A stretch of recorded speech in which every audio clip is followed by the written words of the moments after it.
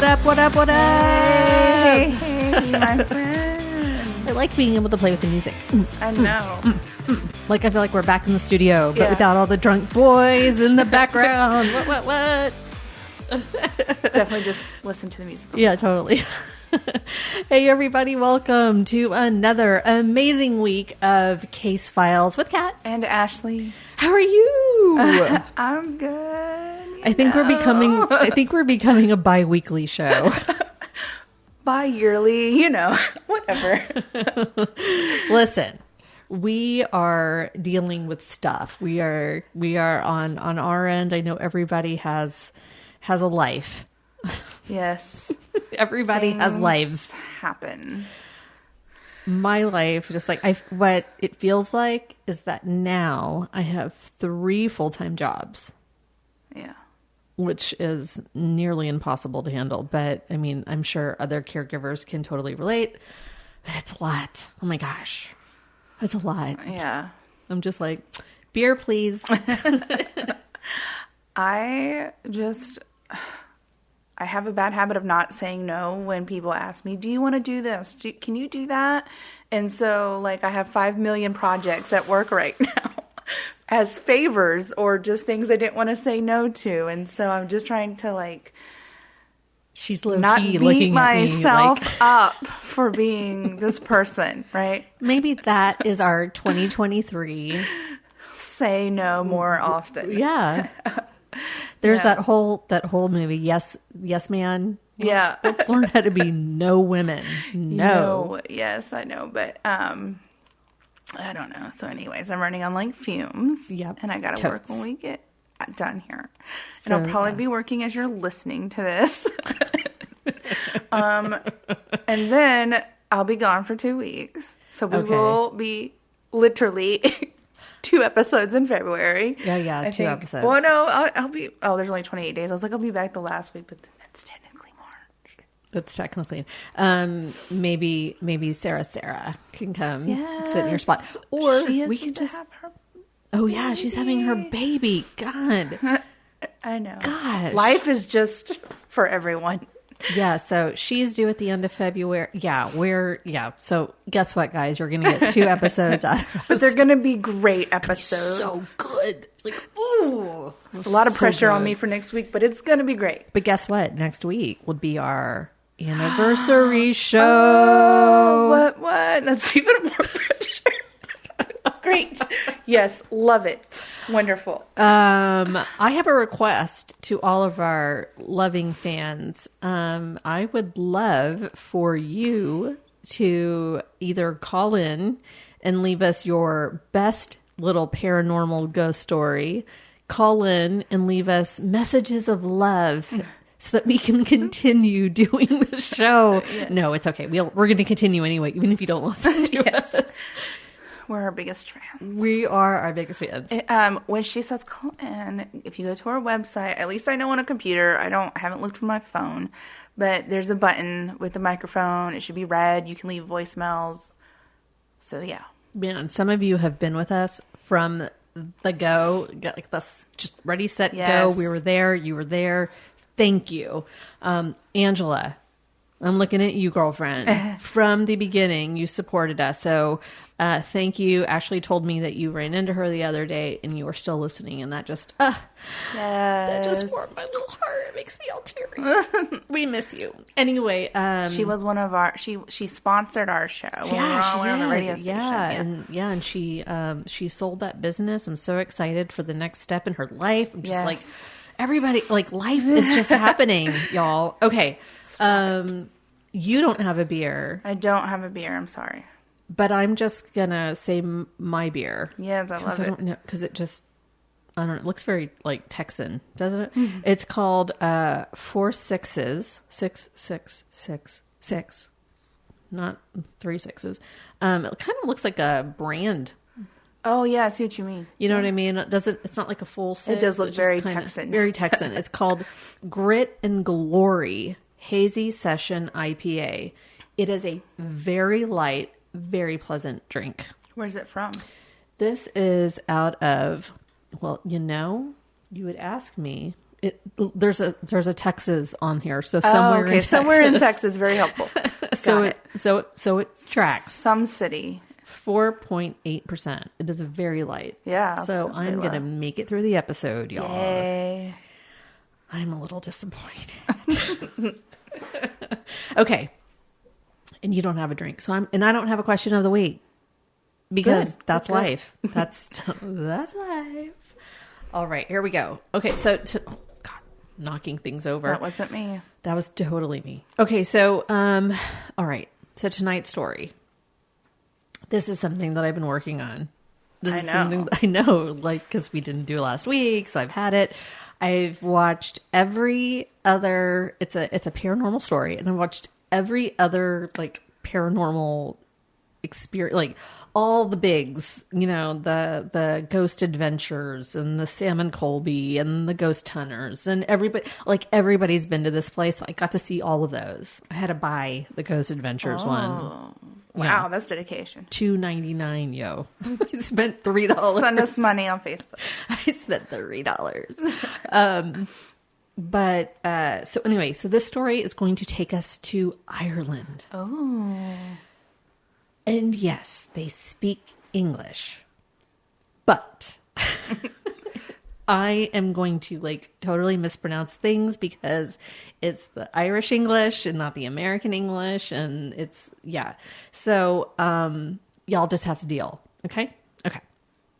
So tonight I'm going to talk about Ireland's most haunted castle, Leap Castle. Oh.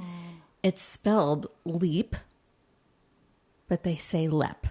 I'm so glad you're doing this story because you already know the entire time I would be saying Leap. So when I watched the Ghost Adventures, guys, this was like early, this is maybe season 13, I think it was. Season 13, episode 9. And so Zach, he was taking himself very seriously in this season. And he was like, Leap. And I was like, is he? Huh? Because I had done all this research and it's Leap. And I'm in my head, I'm like, Leap. So I'm like, God damn it, now I gotta watch everybody. Yeah. So Leap it is. Watch different YouTubes. Leap. Got it. Leap. So Leap Castle is located in Coolderry County, Offaly. Ireland. That's it. That's all you're gonna get out of me. Offaly? Offally. Offaly? Tracks. Offaly? Yep. I don't know. Sure. Okay. So there has been some debate as to like when this castle was actually built.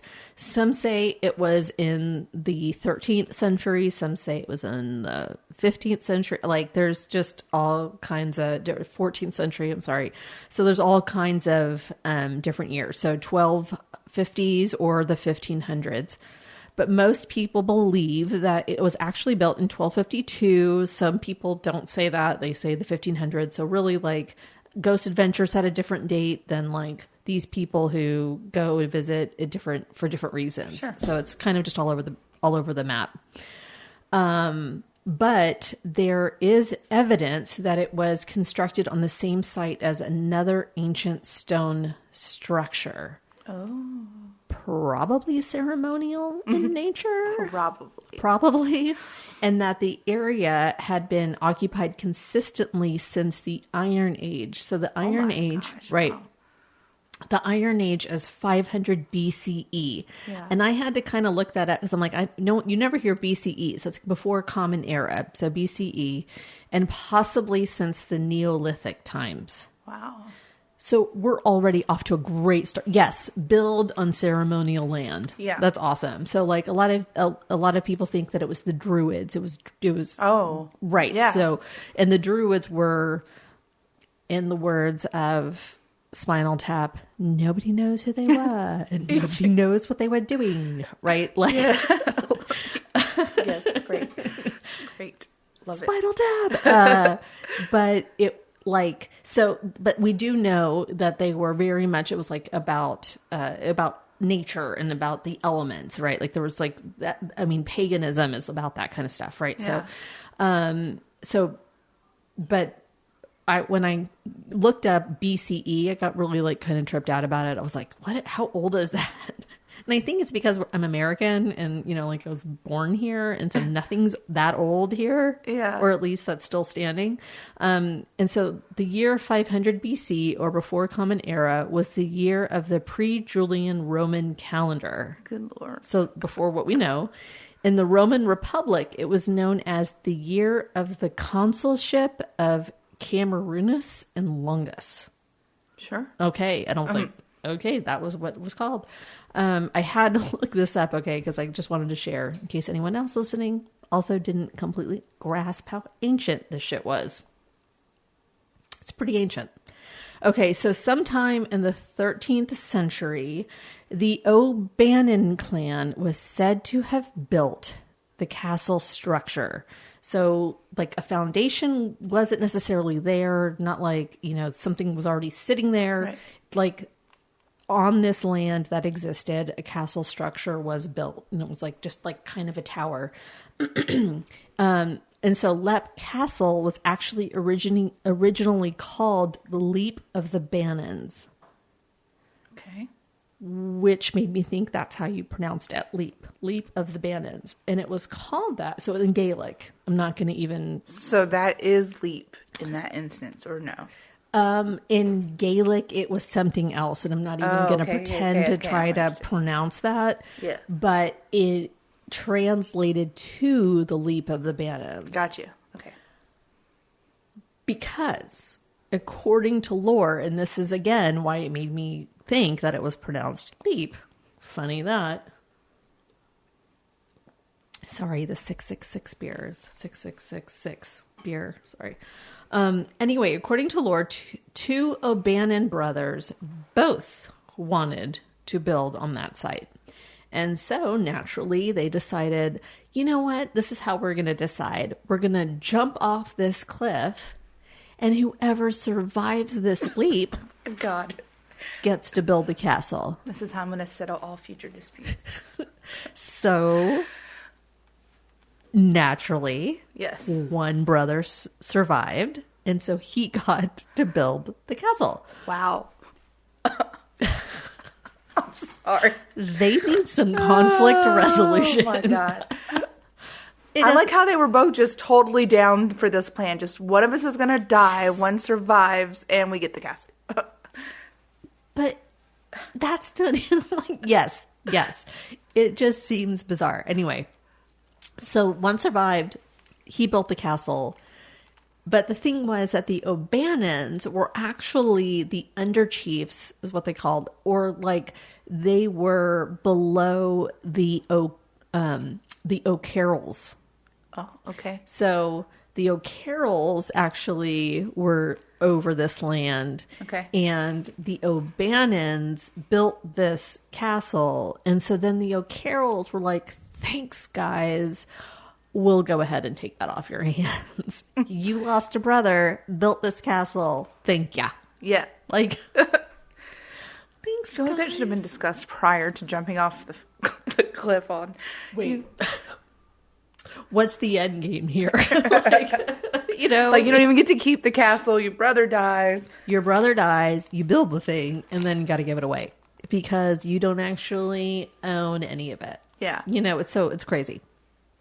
Anyway, so according to the Annals of the Four Masters, which is a book that chronicles medieval Irish history. Mm-hmm. That was hard to say for some reason. Oh, don't you get on my computer. Sorry. The Earl of Kildare, Gerald Fitzgerald, tried unsuccessfully to seize the castle in 1513. So we know that it was built at this point. 3 years later, he attacked the castle again and managed to partially demolish sections of it. So I'm not sure how long a castle it takes to build a castle. A long time. So that's why I think like it was probably way ahead of time. Yeah. So anyway, so in 1516, he comes back, demolishes part of the castle, but in 1557, the O'Carrolls regained possession. Boom, bam, boom. It's a lot of back and forth here. this castle. You have no idea. All right, here we go. So let's talk about the O'Carrolls. Oh, Jesus, this cat. So this mostly comes from Lep Castle's website in the history section. So if you want to check it out, it's in the show notes. Anyway, okay, so the O'Carrolls were, it says, a fierce and brutal clan, continually struggling for power and supremacy. This is not an understatement. Like, these people were not, these people need Jesus. I don't know. I don't know. They were known to be particularly violent and cunning in the attempts for domination. John O'Carroll was thought to be the first. So this is I'm sorry. Let me just stop right here. This is going to sound like I'm talking about the book of Genesis. We're going to talk about like so-and-so begat so-and-so begat so-and-so. It's going to be very like, yeah. But each of these people then leads us to like today. Okay. Okay. So I'm kind of going to get us to today. Okay. You can kind of tune out, but there's some pretty interesting, history. Anyway. So John O'Carroll was thought to be the first Prince of Ely who lived at Lep Castle. It's very probable that it was he who was responsible for the construction of the earliest sections of Lep Castle. So there was the tower, and then there was the other sections that came after. John O'Carroll died at Lep Castle suffering from the plague, and then John O'Carroll was succeeded by his son named Mulroney O'Carroll. Mulroney was renowned for his strength, bravery, and valor, and was considered a great leader. The Great Mulroney, as he was known, died most likely at Lep in 1532 after a rulership of 42 years. And he was succeeded by his son. I'm not going to even try. I'm sorry. I practice these, but it looks like Fiergenheim. But okay. Nope, it's very long. So, son O'Carroll was rumored to have murdered a guest at the dinner table. Oh, wow. So we're looking at already many deaths, right? That's a lot in this short time. So he murdered a guest at the dinner table, and then his steward killed the servant in the guard room. So it's like, oh, if you're going to kill the guest, let me kill his servant. Yeah. Love it. No witnesses, right? Yeah, love it. So this dude, the son, was murdered in 1541 by the O'Malloys. So he was succeeded by his sons, Tig the One-Eyed. You already got that. Like, you got Tig the One-Eyed. That's your name. Wow. Yep. William Mulroney and don't know all these names. I'm sorry. Uaithne. Nope. So Tig was quick to assume command, but was subsequently killed by his own kinsman, Cahir or Charles O'Carroll. So Tig fathered a son, Mulroney O'Carroll. Cahir was in turn slain by Tig's younger brother, William, in 1554. William the Pale.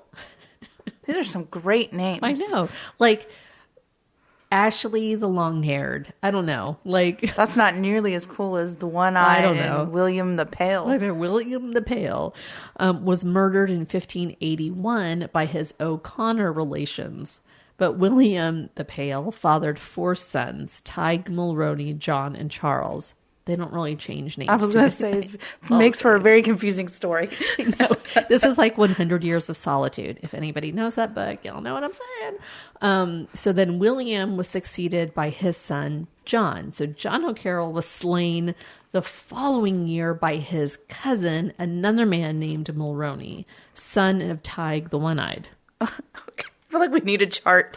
There is a chart. So they're just basically all killing each other, right? Is what you're saying. Like boom. Families killing each other. One family. This one, yeah. The one family keeps killing each other. Yeah. So this murder was then avenged by John's brother, Charles. Just be avenge murders like every day at this point. Like it's like fucking Red Wedding up in here, right? Yeah. Love it. So Charles O'Carroll killing Mulroney and becoming Prince of Ely, who was knighted in 1586. It hasn't even been a decade. Okay, like we are I'm loving these family dinners. Kill. God, Thanksgiving must have sucked. So Charles O'Carroll was slain in 1600. So we are just continuing the death. This was in retaliation as Charles had previously killed 150 of his own men and some McMahon nobles. Could be McMahon. I don't know. Mahon. Anyway. It was thought Charles had come to lose trust in some of his own men. So he just said, kill them all, y'all. Like, wow. How do you, if you don't trust 10 of them, how do you really know who's trustworthy, I guess? Anyway, upon time to pay them for their services, Charles and his few trusted men slew them while they slept. 150 of them. It just seems so excessive. They were not fucking around. I can tell. Okay, so then in 1629, John O'Carroll, nephew of Charles O'Carroll, was given official ownership of the Lepp estate. So now, that was in 1629. Now we're going to talk about the Darbys. Jonathan Darby, the second. Okay. This is going to be important. The second. A Cromwellian soldier obtained Lepp Castle in 1649. Okay. So John O'Carroll, nephew of Charles, got it 20 years later. He was given, Jonathan Darby II was given Lepp Castle in 1649. This was in lieu of payment for his services. Jonathan and his wife Deborah also had a son named Jonathan III. How much money do you have to owe someone to just give them a castle? It's crazy. Yeah. Anyways, sorry. Well, maybe he did something like really great. Yeah. Kind of makes me think of Game of Thrones. Like, oh, you get to be a lord now. Yeah. That kind of thing. So Jonathan III was married in 1693 to Anna Maria d'Ester. That's very French. In 1698, Jonathan III was tried for treason and sentenced to be hanged, drawn, and quartered. But there was a power shift in the British monarchy. Jonathan Darby III was pardoned by William of Orange, who was subsequently crowned King of England. And so Jonathan III is thought to be the famous wild captain. Anyway, so Jonathan IV was born in 1708. He married Susanna Lovett in 1745 and died in 1776, just when this country was being born. Okay, great. All right. So the fourth was succeeded by his sons, the fifth, who was born at Lepp in 1746, and Henry, who was born in 1748. Robert and Christopher were born in 1758. So the fifth maintained the Lepp estate until 1802, until he died. So he kept it for a pretty good, yes. Wow. He fathered no male children. It passed on to his younger brother, Henry. Henry, born in 1750, climbed through the naval ranks, and he became Admiral Sir Henry de Stair Darby in 1799. Fancy. I know, very fancy. Mm-hmm. Henry died in 1823, bearing no children of his own. So upon his death, Lepp Castle estate was inherited by his brother, John Darby. So it just kind of kept in. John Darby married Anne Vaughan and died in 1834, but he had a ton of kids. William Henry, Christopher George, Susan, Jonathan, Horatio, John Nelson, and Sarah Darby. He had a lot of kids. I was like 8. I don't know. I stopped counting. It's a lot. So then William Henry Darby inherited Lepp Castle, died in 1880. His son in 1872, his oldest son died in 1872 at 45. So then the estate passed to Jonathan Charles Darby. He married Mildred Dill, also known as Mildred Darby, in 1889. So that is like the beginning. That's just the beginning? No, like that was the history. Oh, okay. And now we're going to get into like, okay, so now the Darbys as we know them. So all of that led us to John and Mildred Darby. So Mildred was actually a writer. Look how cute he is. I know. He is so cute. My cat. So Mildred was a writer of Gothic novels. Oh, and she spicy. She was all about the occult. She was all about all the spirits and let's hold seances and, you know, planchette writing and automatic writing, all of that. Like, let's do spirit board, like she was all about it. But her husband was like Jason, the wizard. He was not about it. He was like, this is bullshit. This is no. So he would get kind of mad at her. And so even if he saw, heard, whatever, anything, like she was with him when they both saw some screams coming from the castle or, you know, anything. He was like, nope, didn't see it, didn't hear it, didn't feel anything, didn't smell anything, didn't see anything. Like he was, nope. And they never talked about it. And he was like, none of this is real. And he just did not believe in anything. Wouldn't talk. He would get so mad at her. But it's funny to hear, like, he was just like, you know, there's a picture of him and I sent it to you and he's just like, this is bullshit. You know, like he looks really angry. And I feel like that's exactly, his like mentality about it. But it was the Darbys that were responsible for a lot of the renovations at Lep Castle, which it needed a lot. So over the century, they really did a lot. When they were there, they had to clean out all that was left by the O'Bannon and the O'Carroll clans. And it was a lot. So they found a room off the chapel, or what is now called the Bloody Chapel. Oh. So we'll get into that. The Bloody Chapel. Mm-hmm. There was a room off the Bloody Chapel that is called the Oubliette. Okay. It's French. I hope I pronounced that right. Oubliette. So this is from the French word oublier, meaning to forget. Oubliette. Okay. That's how I remembered it. Okay. So the oubliette, or a bottle dungeon, sounds awful just to say it like that, but it's basically like a hole. Yeah. So you go through the hole to end up in the dungeon. And be forgotten. To be forgotten. Can you imagine it now? Like it's thin at the top and then it opens up. And this comes from the Bloody Chapel? This is in the Bloody Chapel. So it's a crazy castle. It's all covered up now, but so basically an oubliette, it can be used anywhere. Is a basement room which is accessible only from a hatch or a hole. So that's why it's like the bottle dungeon. Okay. Right? In this case, it was a square hole that the O'Bannons or the O'Carrolls would throw people into it. And at the bottom were spikes. Nice. Of course. Why not? Spikes. The spikes would kill people and then they could be forgotten about. But eventually, the bodies piled up, so the spikes weren't effective. So people were not falling on spikes, they were falling on bones and staying alive.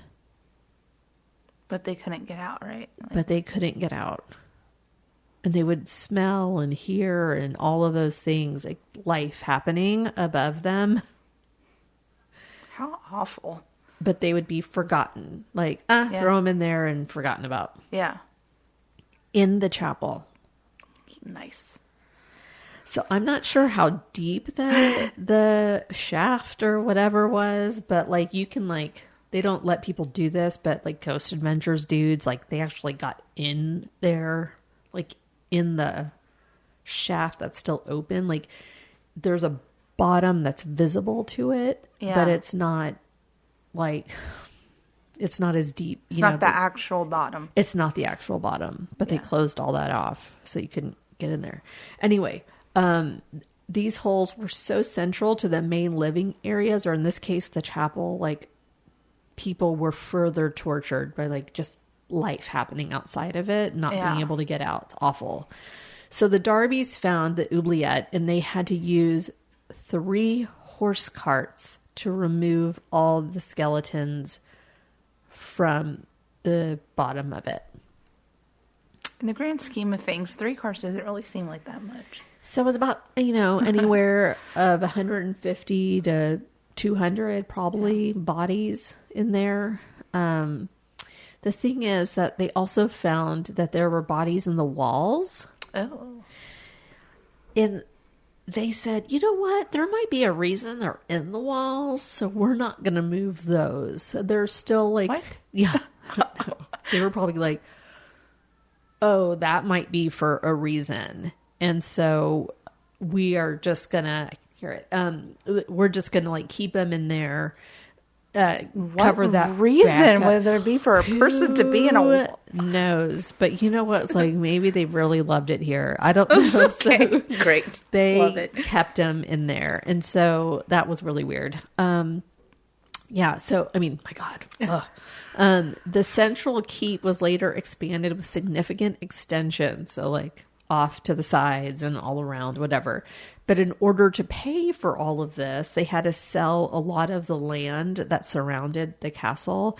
And this is one of the theorized motivations for the burning of the castle during the Irish Civil War in 1922. So it just, like the history of this, so we're not even in... Now we're at a burning. We're at a burning. This is the first one. In the early hours of Sunday morning, the 30th of July, 1922, a party of 11 raiders set fire to the LEP, totally destroying the north and larger wing and its valuable contents. There was a groundskeeper at the time. His name was Richard Dawkins. And at the time of the burning, he was there with his wife and his daughter. And so these soldiers came and knocked on the door and they said, we need to be let in. And he was like, okay. And he opened the door for them and they had kerosene and they were like, we're going to set fire. So you need to get your family out. Well, and I mean, at least they were nice enough to be like, you need to go. 100%. Like, it's not you we have anything a problem with, but we're going to, just to let you know, you get 20 minutes. So he got his family out, grabbed what he could, saved what he could, and then he left. Yeah. After the fire on the 30th of July, so after the fire that evening, the main part of the building was still intact. And so he saved a lot of the furniture and stored it in some out offices. Those were later broken into by like village people, the townspeople, and like looted. Basically, they just were like, oh, that looks nice. And they took it for themselves. So this says the out offices were later broken into and looted by people from the surrounding neighborhood who devoted Sunday to making visits to the ruined building and carting home any serviceable articles that had escaped the fire. Nice. Let's go to church and then let's go loot. So on Monday, the 31st, Richard and his family, they went to go live somewhere else. He heard a knock on the door at 4:20 in the morning. Again, men outside asked him for some paraffin oil. He said, I'm sorry, I don't have any. And so then the men left, went down to the castle. And when he went down to the castle, he saw that they had set fire to the other part that did not get burned before. Like, how much of a castle was stone, though? Like, the stone... Like, so there must have been a lot of wood. I would think, like, I would have thought it would have been, when I see castles, they're normally stone. So I don't get how, unless you're a dragon, how you're burning down the castle. But you or like you hit it with a fireball or something. So, yes, okay. Good point. So Richard went down to the castle, saw that it's being burned the other side. And so he said he could not get into the castle to save the valuable furniture and pictures that had survived. All he managed to save were chairs and a sofa, which he stored. I mean, that's not what I would go for. I'd be going for like paintings or something, right? I don't know. I wouldn't be carrying chairs. I'd be like, screw this place. He saw I don't know if it was a sentimentality or just how ancient this stuff was. I don't know. Yeah. His wife was the only one who gave him any assistance. Plenty of people came to see the fire and they just laughed at him while he was trying to save stuff. Okay. So, I know. Where were the people that burned it? No, like who lived there? Yeah. The Darbys? Well, he was just the groundskeeper. That's what I'm saying. Like, where the hell were they during all of this burning of the castle? Well, this is during the Irish Civil War. So this is against the English. So these are English people who were living there. Okay. So they were like, oh, yeah, we better not be here. So they had an Irishman taking care of the place. Yeah, no, that makes sense, yeah. I was just confused why they were just, like, casually letting their groundskeeper, like, save all of their stuff, like, while their shit's burning down.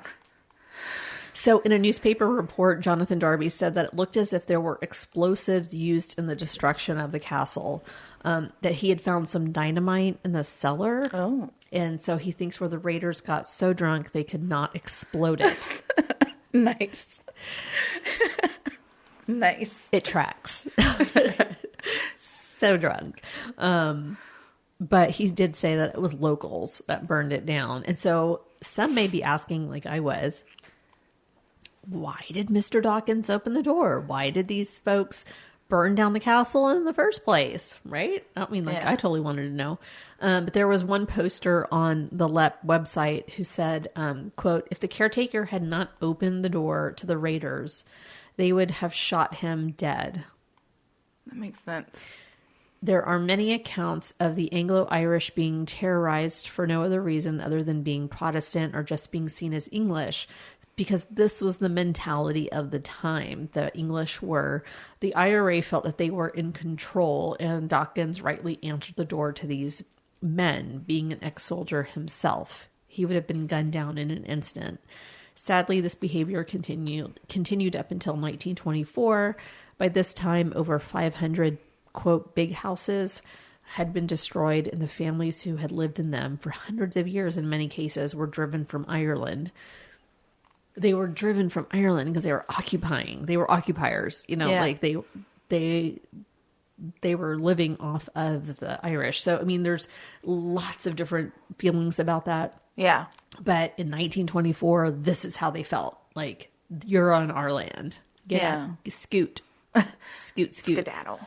So obviously it's so much more complicated. But I thought that was a pretty good answer to the question, because I was like, why would he just open the door? Like, I didn't even get that. Yeah.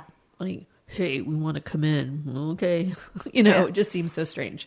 So, in 1974, the now ruined castle was bought by an Australian historian, Peter Bartlett. And his mother had been O'Bannon, but Bannon, it got shortened. Mm-hmm. So Bartlett, together with builder Joe Sullivan, did extensive restoration work until the time of his death in 1989. And then in 1991, the castle was purchased and is privately owned by the musician Sean Ryan and his wife, who continued the restoration work on their end. So that takes us to today. Okay. All right. And you can see from the crazy history, the location lends itself to like a shit ton of spirits Especially living. A bunch of spirits trying to kill each other nonstop, like fighting and stuff. I mean, there's one medium on Ghost Adventures. There's one medium that was like, do you feel like someone goes, oh, it just felt like there was people in here. She goes, sometimes you can feel the floor, like in the hall where they would have had dinner. Yeah. Like it feels like they're getting ready, like for that. Like it feels full in there. And they were like, oh God, it feels crazy in here. Anyway. So, and not just the spirits, there is something more sinister there that I will get into later. Okay. So there's the fun ones, and then there's the not so fun ones. So I'll start with the nicer spirits, and I will say spirits and not ghosts, because even Sean Ryan won't call them ghosts. So let's hear from him. Okay. And I'm going to let you listen. The wizard said he's a little hard to understand at first. So if you look at me like, huh, I will translate, but he is speaking English. Okay. But he is talking about the spirits not being such a big deal. And he's going to kind of talk about them a little bit, and I'll get into that and into them more later. But I want you to like appreciate his nonchalantness. Okay, here he is. Well, there are many spirits in the house. Yeah. There are many spirits in the house. They've never interfered and made life difficult in any way other than they let us know. We see a lot of them. Sometimes being silly as I see you, sometimes, or a lot of the time, it'll be like a haze or an aura around them, or maybe just around parts of them. Down here then, or mostly down here anyway, we meet with a lady and she touches people. We call her the governess. The governess. And she's usually around as well. And there are two little girls that play around here that we meet a lot. And she's always with them. And we have a feeling she had something to do with them. But we have no record of any of that, you know. It was burned down in 1922, so any records would have been lost in the fire. And a lot of our visitors experience that. It's like somebody brushing at you. There was a lady there sometime at the end of last year. She was a Swedish lady, and she described it. It happened over there on that side. She described it. She thought it was a dog or something that passed and rubbed at her. That was her first reaction or thought or whatever, you know. But it was for almost everybody that would experience that. It would be a first time experience for them. But they amaze themselves as to how calmly they react to it, you know. They don't feel threatened by it, as we don't. So it's all good. We hear them. We tend to hear them, I suppose, at night time a fair bit. Now, it's not a nighttime thing only, it's just so quiet when we lock up. And it's like it's footsteps, people walking around, doors opening and closing. But we hear a good bit of... It'd be like a lot of people in another room talking. Now, you can't make out what's being said or anything like that. But the thing about that, we say you heard it coming from down that corridor and you're sure it was down there. But if you go down there, it's not. It'll be someplace else. No, you'll never actually be at it.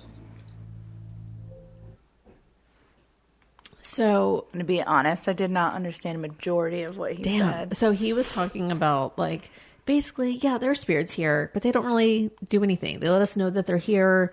There's a governess, and she kind of she's the one that touches people the most. It just kind of feels like somebody's sort of like brushing past you.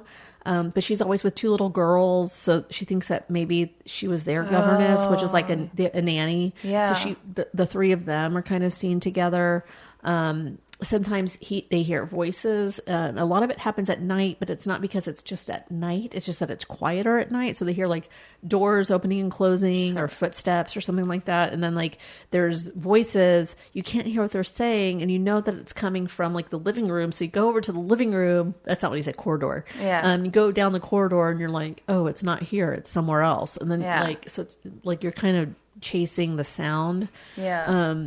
But nothing is terrifying or anything like that. So he's very nonchalant, very nonchalant about it.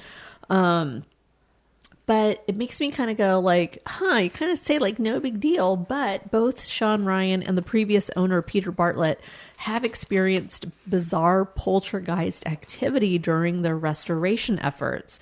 So Peter Bartlett was not specific, but mentions to a friend the incredible amount of poltergeist activity that occurred during his time spent undergoing restoration. So like he said it, but Sean Ryan has spoken about his tools getting moved to the far corners of the room when his back is turned.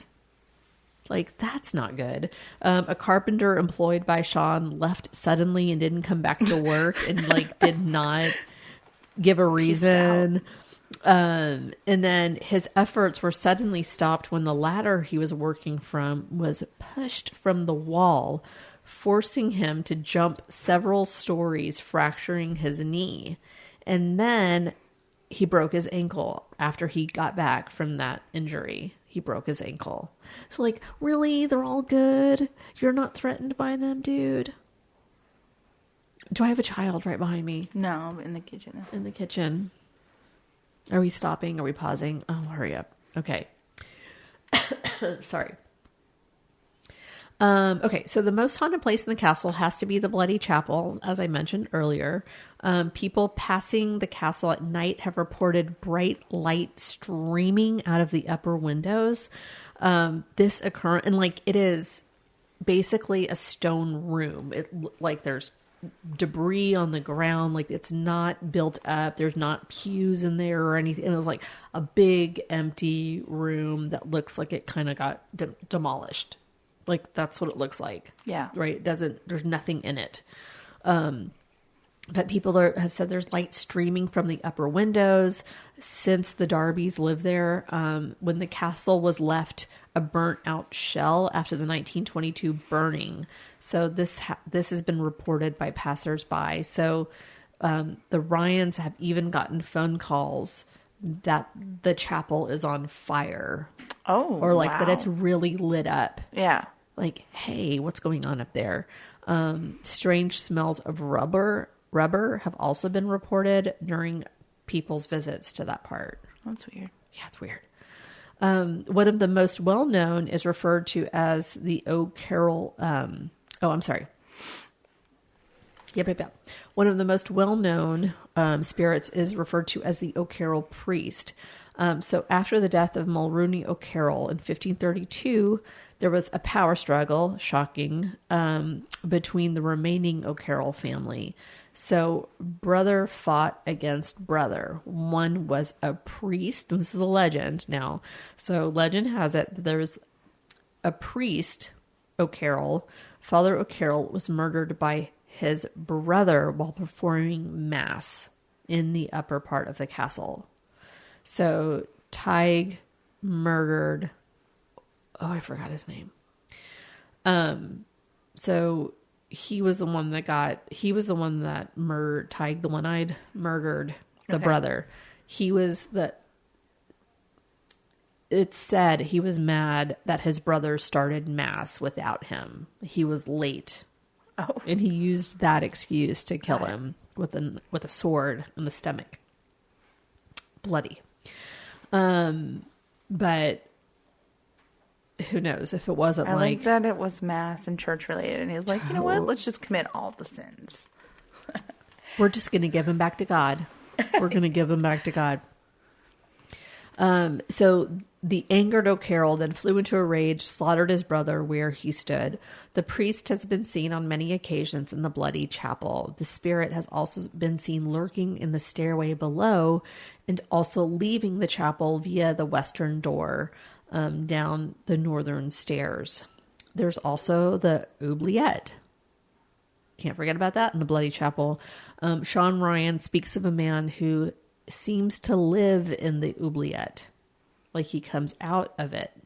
He leaves the chapel and on occasion wanders down the lower levels of the castle. But he is like a skeletal looking man. Like skeletal. Weird. Like barely there, like that he must have died in there. Yeah. That's why he thinks he lives in the oubliette. So Mildred Darby also said this of what some believe is referencing the oubliette, the murder hole room, she called it. Oh, I know. The murder hole room. So this is what she said. I put my hand out of bed, snapping my fingers to call her Nell, a terrier. My hand was suddenly in the grasp of another hand. Does this not sound like that ghost story when you were a kid and licking under the bed? Yeah. My hand was suddenly in the grasp of another hand, a soft, cool hand at a temperature perceptibly below my own flesh. To say I was astonished would be mildly conveying my feelings. After a few seconds of steady pressure, the other hand let go, and almost simultaneously I heard a heavy sliding fall, like the collapse of a large body at the foot of my bed.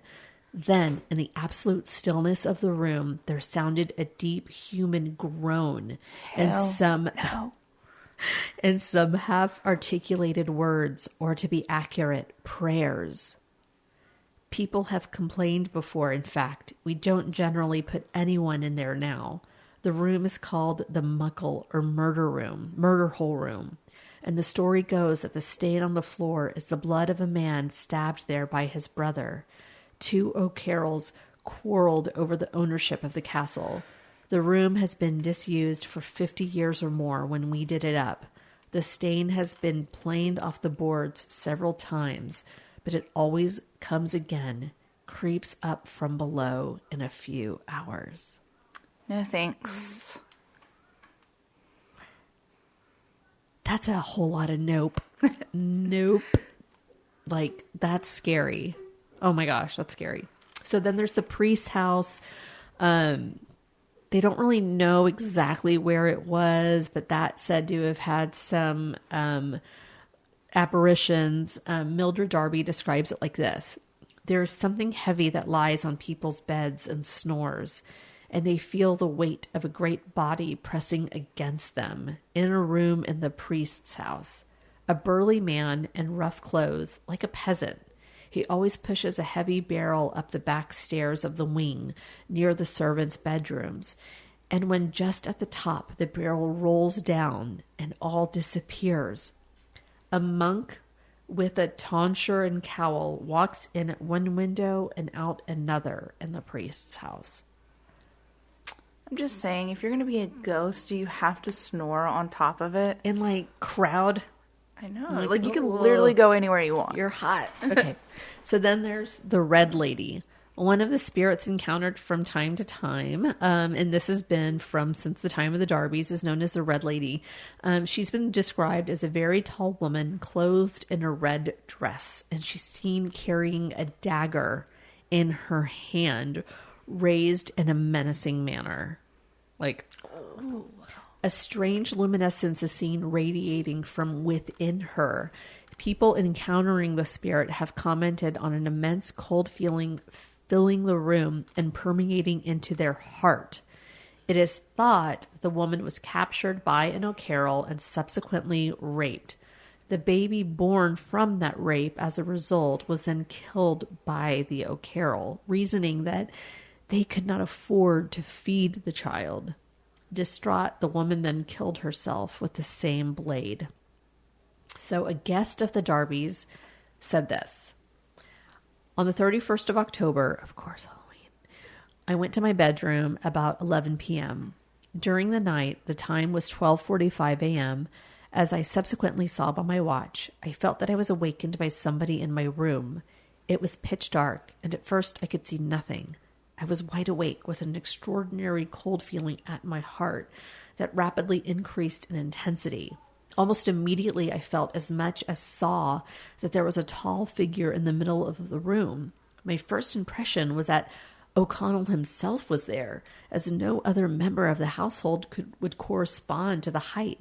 "What is it?" I asked. There was no answer, but now I could see, dimly at first, and then with increasing distinctness, that the tall figure was clothed from head to foot in red, and with its right hand raised menacingly in the air. To my utter astonishment, I could see that the light which illuminated the figure was from within, having very much the effect of the dark lantern used in a photographer's room. As the figure advanced towards me, the light increased, and I could see distinctly that the form was that of a very tall woman, holding some sort of weapon, knife or dagger, in her hand. "What is it?" I asked again, adding, "Who is it?" and then hurriedly struck a match to light my candle. As the flame of the match and candle illuminated the room, I looked all around. The room was empty. Note that the name of the O'Connell was used by the author in the letter. obviously to preserve the anonymity of the castle with Mildred Darby's wishes. So, All right. yes. So then there's Emily and Charlotte. You heard Sean Ryan talk about them. And they are believed to have lived in the castle during the 1600s. Emily died at 11, falling from the castle's southeastern battlements. People outside the castle have reported seeing a girl falling off the castle roof. How terrifying. I mean, good and Lord. disappearing before she hits the ground. Yeah. That is what you're reliving? That's know. where you're stuck? Oh my God. I know. Oh my God. That's just awful. They are seen mainly playing in the main hall and running up the stairwell. They just are around a lot. Charlotte has been seen with a deformed leg that drags behind her. Aww. Mildred Darby has also seen a younger girl at Leap Castle, and her encounter is as follows. Another night, I was sleeping with my little girl. I awoke and saw a girl with long, fair hair standing at the fireplace, one hand at her side and the other on the chimney piece. Thinking at first it was my little girl, I felt on the pillow to see if she were gone, but she was fast asleep. There was no fire or light of any kind in the room. I would be like, duh. Now I have to burn it down. I know. Like, I'm sorry. I'm gonna re-burn this bit. God, kid ghosts. I just... Ugh. There's the murdered woman. Are the 150 soldiers in here? No, they actually aren't. Well, weird. I think the 150 soldiers are what are in the main hall. Oh, when they kinda- feel, yeah. Yeah, they feel like either they're readying for war or there's a thing. One of the things that came up quite a bit was that the O'Carrolls, I mean, when I said they're ruthless, they were ruthless. And they would hire mercenaries. And so the mercenaries would then go and do their acts of war and kill whoever it was that they were hired to kill. And they'd be like, you're awesome. Why don't you come back to the castle and we'll celebrate. We'll have dinner. Dinner's on us, drinks, whatever. And then they'd be dead. So they wouldn't have to get paid. Nice. So there's just a lot. They would just go in the oubliette. Let's go. Yeah. Just put them in there. It's just the piles of bones and falling on that. That's just a nightmare. I feel like that's very Indiana Jones or something. I don't know. So weird. Okay, so the governess and the old man. The governess or nanny that you heard Sean Ryan talk about earlier is more frequently seen in the main hall and is often seen with Emily and Charlotte. So they just kind of let her be, and she's not mean or anything. Yeah. She's just kind of brushes past you. Then there's the old man, and he's usually just sitting peacefully by the fire in the main hall. I want that guy. Like, if you're gonna haunt me, like, be that dude. Yeah. Why can't you all be like this? Dagger woman. Mildred describes them like this. There's a little old man with a green cutaway coat, knee breeches, and bright shoe buckles, holding a leather bag in his hand. Sometimes seen with a little old woman with skinny hands and long black mitts. Aww. So they're usually together. So cute. And he tries to usually stop people. Like, excuse me. Do you know what time it is? I don't know. Like, he's trying to stop people all the time. Yeah. So, like, he's just, little old man. Love it. Love it. So those are the nicest ones. Okay. But then there's what they call the elemental. Oh. Wow. Wow. Oh, I don't know if you know if you've ever heard that term before in all of our like paranormal stuff. But I was like, what is that? Everybody was like, whoa. And I was like, shit, I need to do some research. So it or the elemental, like they were like, don't call it it. That's the name. It, like, that's what they are calling it. It.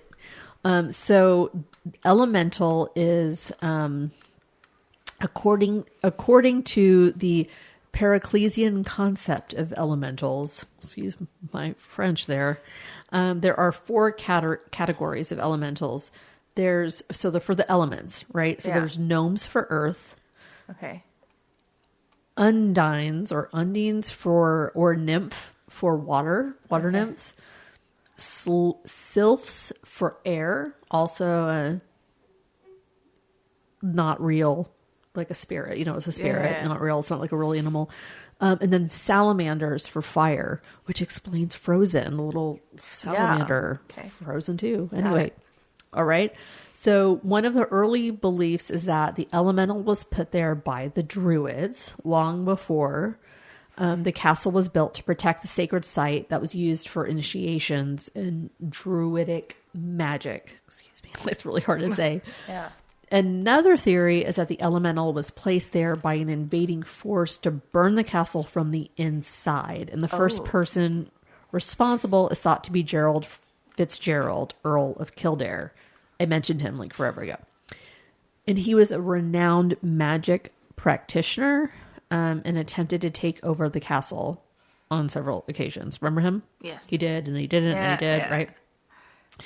Local myths say that the elemental is the spirit of an ancient O'Carroll who died in the castle from leprosy. And that is the reasoning for the decomposing facial features. To me, it seems like it's like somebody who was killed in the oubliette. You know, like it's like skeletal is how Sean Ryan describes it. But because it's so deformed, it's decomposing looking. Yeah. That they think that this is the leprosy person. Okay. Then Mildred Darby, though, I think was probably part of the reason because she was so into practicing the occult, holding seances. So things that were tampered down, she brought back up through the things that she was doing, right? She either like tapped into or awoke the elemental, like something that had been dormant. She awoke it by like, using the Ouija board, right? Yep. So it was around this time that when Mildred, the discovery of the oubliette, like that just, everything just got, all the renovations, right? Everything happening. There's just lots of stuff. Yeah. So, I mean, it's probably all of those things to some degree. Yes, maybe it was the person with leprosy, but it was also probably Mildred doing her stuff. Yeah. And maybe it is the O'Carroll brother, who knows? Like he was a priest. He might be pissed, Anyway, 150 bodies and all that. Okay. So whatever the entity is, it only seems to make its presence known when people are trying to provoke it. So, of course, like Ghost Adventures, you can hear my kids in the background. I'm so sorry. So Ghost Adventures, of course, had all kinds of things. Ghost Hunters, or even Sam and Colby, girl, like they even had that. And so I'm going to actually play a clip from that. There are there's not a whole lot of people so there's not like a lot of writing like there was, like Mildred wrote about it a little bit. But this is what she said about the elemental in the Occult Review article, Kilman Castle, the House of Horror. Suddenly, 2 hands were laid on my shoulders. I turned round sharply and saw, as clear as I see you now, a gray thing, standing a couple of feet from me, with its bent arms raised as if it were cursing me. I cannot describe in words how utterly awful the thing was. It was its very undefinableness rendering the horrible shadow more gruesome.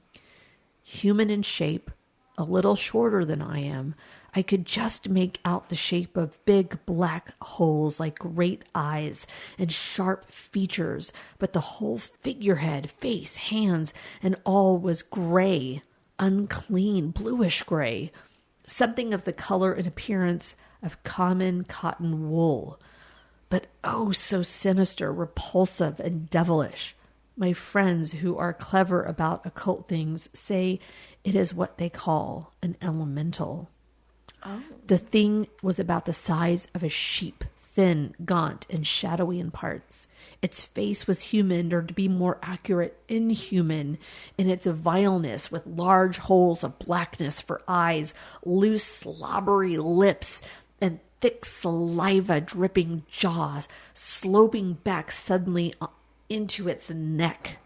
Nose, it had none, only spreading cancerous cavities. The whole face being a uniform tint of gray. Sounds like an alien. This, too, was the color of the dark, coarse hair covering its head, neck, and body. Its forearms were thickly coated with the same hair, so were its paws, large, loose, and hand-shaped. And it sat on its hind legs. One hand or paw was raised with a claw-like finger, was extended, ready to scratch the paint. Its lusterless eyes, which seemed half decomposed and looked incredibly foul, stared into mine, and the horrible smell, which had before offended my nostrils only 100 times, intensified, came up to my face, filling me with a deadly nausea. I noticed the lower half of the creature was indefinite and seemed semi-transparent at least. I could see the framework of the door that led into the gallery through its body.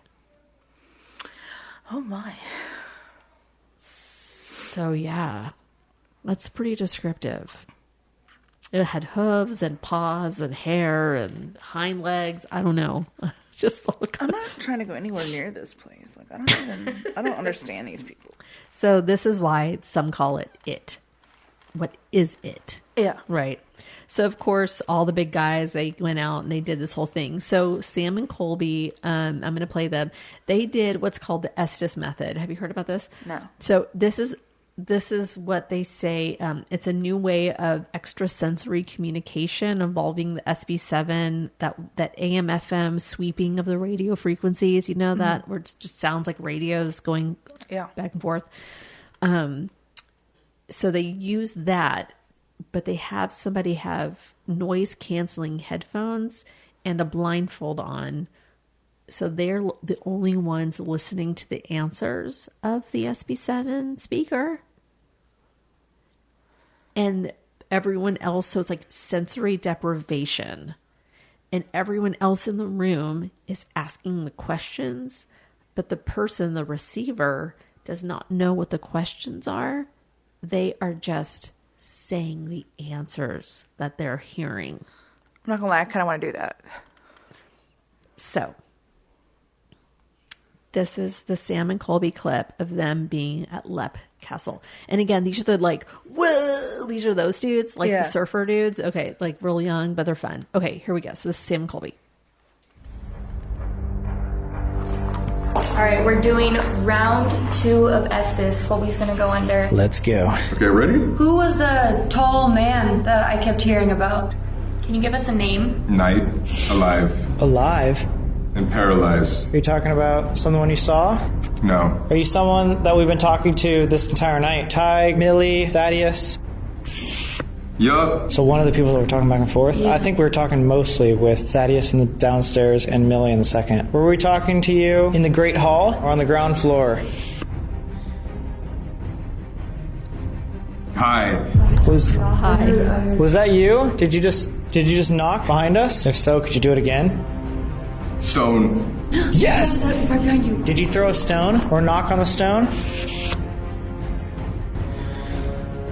Inside. Oh my god, I heard it again. Are you the one that's been turning off our cameras and equipment? Jillian. That's our guide. That's our guide. God. Julian. Wait, she said earlier, remember, that she told like the spirits Yeah. to channel through her. Yeah. Oh. 50s and 60s. Oh my Look god. around. Evil. Evil. Do you know of an evil that is here in the castle? Have you seen it? Not me. So it's not Millie. Not Millie, because she's seen it. You know where it came from? Here. It came from here. Time. A long time ago. Throughout. Tate. Why has nobody else seen it since Millie? Go. Do you think we should leave? It. That's the name. Millie called it an it. Me. You hear that? Did you hear that? Afraid. That was like really clear. Your response. Guys, we shouldn't. It responds as you see. Yeah, Okay. We should probably change the topic. Hell. I think if we stay here any longer, it's not safe for us. Hurry. Oh my god. That was spot on. Why? Is there something? out. Oh my god. You cannot follow us home. No. Is there some sort of evil here? Do you want to leave too? Or is it that you think we need to leave? It's gone. Did you get rid of it? Doubtful. So why do you want us to leave? You got rid of it. Is there still something more? What is that? There's like Blind. really bad energy in here right now. Dude, Go back. Like really bad. go back, and there's so many like creaks and noises up there. Scared. Seance. Seance? No. You were scared of doing the seance? Yeah, no. Open. No. What, no, the seance? No, we're not. Did the seance open? Me. Wait, so we're not talking to... Millie. Who are we talking No. to then? Guys, this is not... This is not good at all. I just literally got chills all over my feel body. like Horrible. stuck. Do you think all the evil here was caused by the elemental? You got it.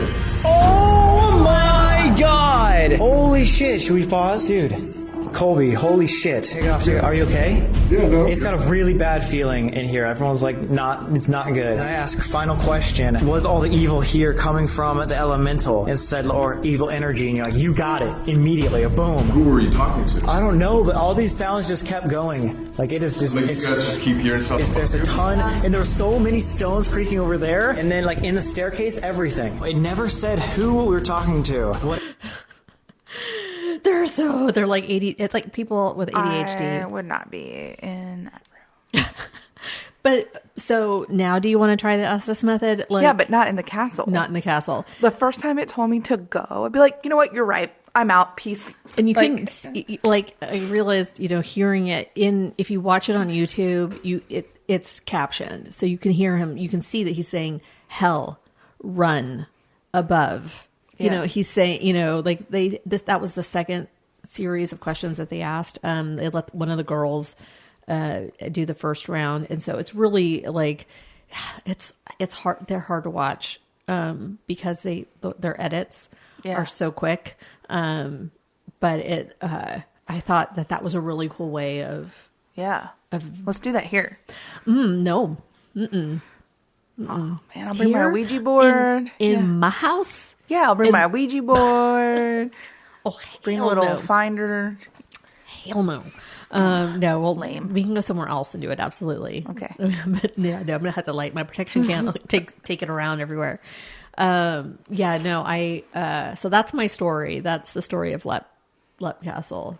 Anyway, so now you know some of the names, like Mildred. Yes. Thaddeus was the name of the priest. Thaddeus, and Tig is the one that killed him. So All right. Yeah. Well, that was good.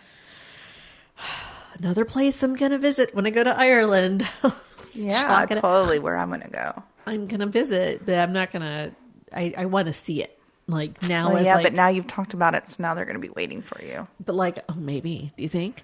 The more you talk about it, the more you invite it into your life. The pictures are amazing, and if it like, I would like to see it. Yeah. There's just it looks amazing.